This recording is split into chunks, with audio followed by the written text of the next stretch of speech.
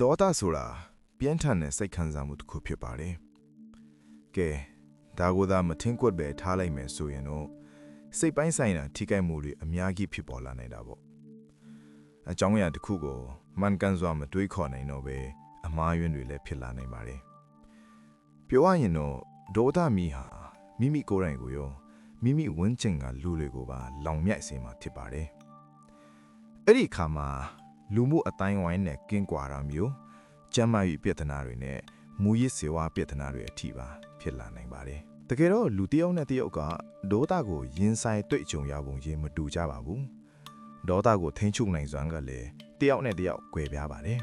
။အထူးသဖြင့်စိတ်ဖိစီးမှုတွေအများများကြီးတဲ့အချိန်မျိုးမှာဆိုရင်တော့ဒေါသကိုထိန်းချုပ်ဖို့ပိုပြီးတော့ခက်ခဲလာပါလိမ့်မယ်။ဒါပေမဲ့စိတ်မပူပါနဲ့ဒေါသကိုထိန်းချုပ်နိုင်မဲ့နည်းလမ်းတချို့တော့ရှိနေပါသေးတယ်။သူတေသနာတွေရဲ့အဆိုအရဒေါသထိန်းချုပ်မှုလေ့ကျင့်ငန်းတွေလုပ်တာဟာလက်တွေမှာတကယ်ကိုထိရောက်တယ်လို့သိရပါတယ်။အခုပြောပြမယ့်နည်းလမ်းလေးတွေကသင်အတွက်အသုံးဝင်ပါလိမ့်မယ်။နံပါတ်1အသက်ကိုထိန်းပြီးရှူပါ။ဒေါသထွက်လာပြီဆိုရင်အသက်ရှူနှုန်းကမြန်လာတတ်ပါတယ်။အဲ့ဒီအခါပထမဆုံးလုပ်တင်တာက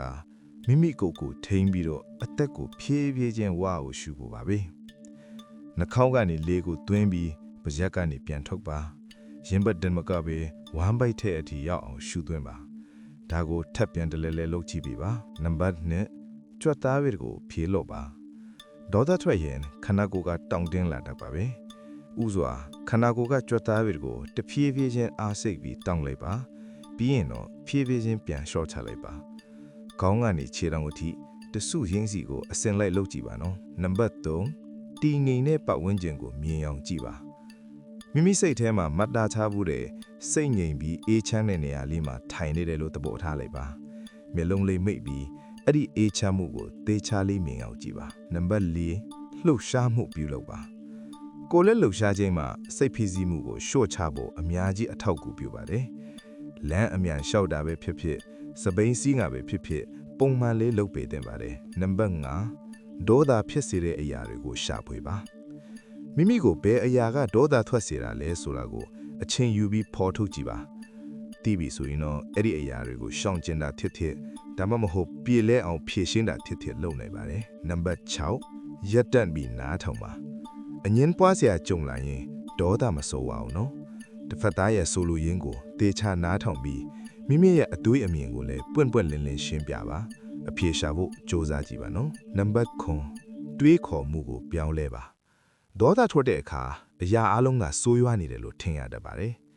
ဒါကြောင့်အစိုးမြင်တဲ့အတွေးတွေနေရာမှာအရှိကိုအရှိအတိုင်းမျှမျှတတမြင်နိုင်အောင်လေ့ကျင့်ယူရပါမယ်နံပါတ်10မိမိခန္ဓာကိုယ်ကိုစမ်းစစ်ပါနှလုံးခုန်မြန်လာတာတွေးတိုးလာတာဒါတွေဟာဒေါသရဲ့တတိပေးလက္ခဏာတွေပါပဲဒီလက္ခဏာတွေပေါ်လာပြီဆိုတာနဲ့မိမိကိုယ်ကိုတတိကပ်ပြီးချက်ချင်းဖြေလောက်ဖို့ကြိုးစားပါနောက်ဆုံးနံပါတ်9ကတော့အကူအညီရှာဖွေဖို့ပါပဲတကယ်လို့မိမိဖာသာဖြေရှင်းလို့မရနိုင်တော့ပဲဒေါသကအယမ်းကိုဆိုးရွားနေမယ်ဆိုရင်တော့စိတ်ကုသဖေရဒါမှမဟုတ်ဆရာဝန်တွေနဲ့တေချာဆွေးနွေးတိုင်ပင်ဖို့ကိုအကြံပြုလိုပါပဲ